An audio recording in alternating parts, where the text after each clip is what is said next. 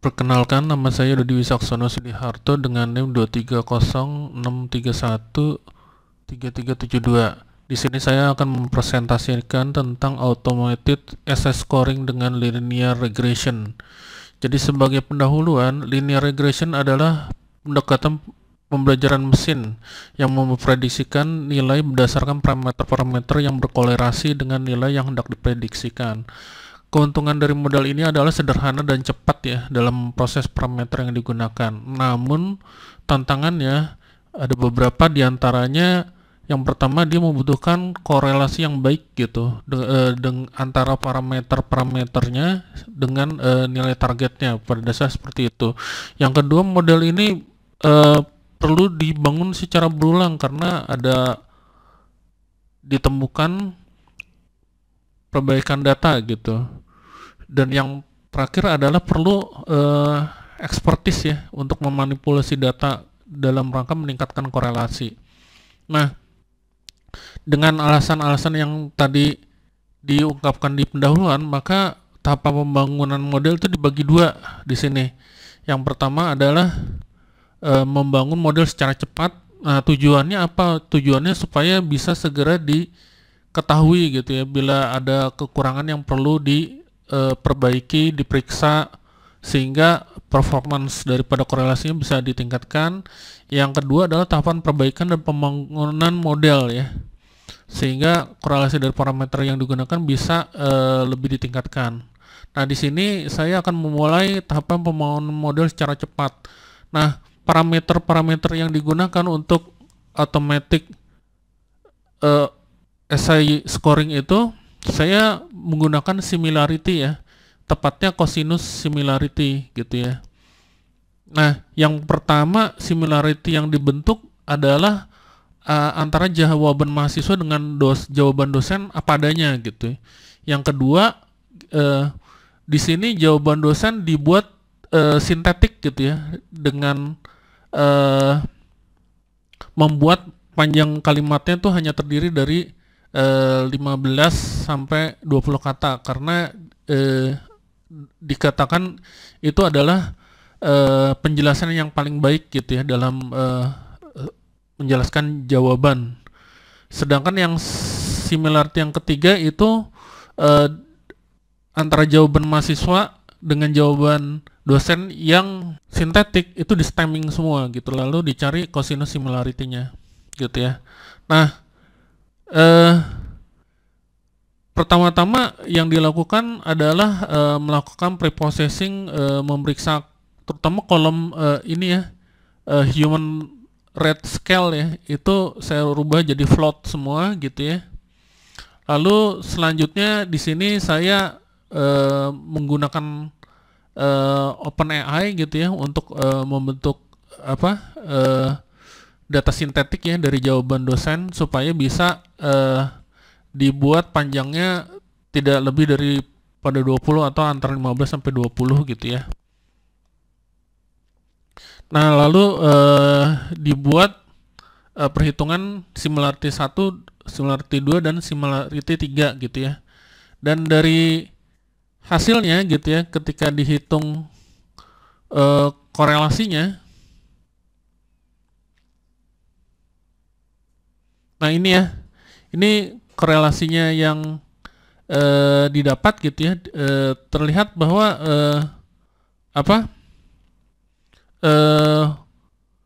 di sini terutama ya yang untuk ini ya, untuk nilai target itu lemah gitu ya, hubungan ininya nilainya kecil sekali gitu. Nah, kalau saya coba melatih modelnya gitu, yang terjadi adalah seperti ini ya, gitu ya. Yang nilai data aktualnya ternyata dia nggak terdistribusi secara normal gitu. Artinya kayak kurang sampel untuk nilai-nilai yang jelek gitu. Jadi nilainya rata-rata tuh di atas 50 ke atas gitu ya. Sehingga prediksinya juga yang nggak ada nilai di bawah 50 gitu. Itu yang terjadi ya. Jadi kayak kurang sampel nilai yang jelek gitu. Nah, di sini juga saya coba buat pipelining gitu ya, yang terjadi juga gitu ya, nggak ada nilai di sini ya, untuk pipeliningnya yang udah dibagi 4 gitu ya, nilainya nggak ada yang di bawah 80 gitu ya. Nah ini makanya saya memutuskan untuk melakukan perbaikan. Nah yang perbaikan itu tahap kedua di sini ya. Nah untuk perbaikan pembangunan model gitu ya, yang saya lakukan adalah memeriksa gitu ya distribusi daripada nilai gitu ya. Nah ketika saya ngelihat per masing-masing dari jawaban dosen gitu ya, dengan nilai distribusi normalnya, itu saya mendapatkan gitu ya untuk jawaban yang pertama gitu yang nilainya gitu ya, itu semua kuartil ada nilainya, cuman sebenarnya nilai terendah yang kuartil 4 itu hanya 8 gitu. Nah, di sini saya rencananya akan menggunakan sampel yang dari soal 1 tapi 8 buah saja gitu untuk masing-masing kuartilnya agar terdistribusi normal ya. Nah, waktu yang saya lihat sampel yang kedua ternyata nilai kuartil 4-nya 0. Berarti ini nggak ada sampel sama sekali untuk nilai yang paling atas ya berarti gitu ya. Nah ini soal yang data seperti ini menurut saya nggak bisa digunakan ini gitu. Yang ketiga juga gitu sama ya. Ada yang kuartil 3-nya ini kosong gitu. Jadi bukan kurang sampel, nggak ada sampel malah gitu. Ini nggak bisa dipakai. Yang soal 4 juga gitu sama, kuartil 4-nya kosong gitu. Jadi nggak bisa dipakai, sehingga saya di sini hanya menggunakan soal 1 gitu yang bisa di training dan di testing gitu. Walaupun waktu saya coba training, nah ini saya dari soal 1 saya bagi 2 gitu ya. Jadi yang 80% gitu saya masukin gitu ke ini ya, dataset ini ya, training. Sisanya masih belum dihitung dulu, tapi saya coba hitung, ternyata yang training itu data yang terambil adalah 32, sehingga butuh 8 untuk testingnya ya. Nah ini saya ambil comot secara random dari yang sisanya 8 gitu ya. Lalu saya coba menghitung korelasi, memang jelek ya gitu ya, tapi nggak usah khawatir gitu ya. Setidaknya datanya terdistribusi secara baik ya untuk untuk soal 1 nanti saya jelasin. Lalu saya coba melatih model dan yang terjadi memang agak lebih ini ya, tipis gitu ya daripada daripada yang pertama gitu ya. Dan ketika saya coba pipelining gitu ya, ini agak mendingan gitu dari yang sebelumnya. Nilai 60 keluar gitu ya. Kalau yang tadi kan nilai yang paling rendah 80 gitu. Sebenarnya secara distribusi ini lebih baik gitu ya daripada yang pertama gitu ya, walaupun secara secara tampilan gitu ya, aktual maksud saya fit value-nya tuh serem banget gitu.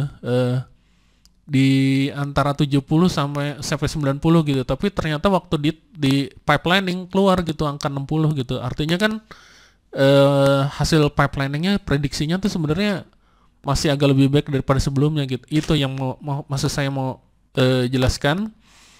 Lalu saya coba mencari persamaan garis ya, didapat persamaan garisnya ini, dan nilai ini ya, similarity-nya itu saya ambil kemudian dari yang data training gitu ya, data training gitu ya. Dan hasilnya saya masukkan ke ini ya, dataset ini nih yang update 2 gitu ya. Dan kalau mau melihat itu nilainya di sini nih. Nah ini dia, ini yang human rater, ini yang mesin rater gitu. Ternyata walaupun di kurvanya itu kelihatan ini ya, ngeri gitu, tapi ternyata pas dilihat dari sini tuh cukup bagus gitu. Nah itu yang maksud saya gitu. Jadi ini yang hasilnya gitu ya dari antara human rater dan mesin rater. Nah waktu saya lihat dari ini ya automated essay grading system using NLP teknik gitu ya.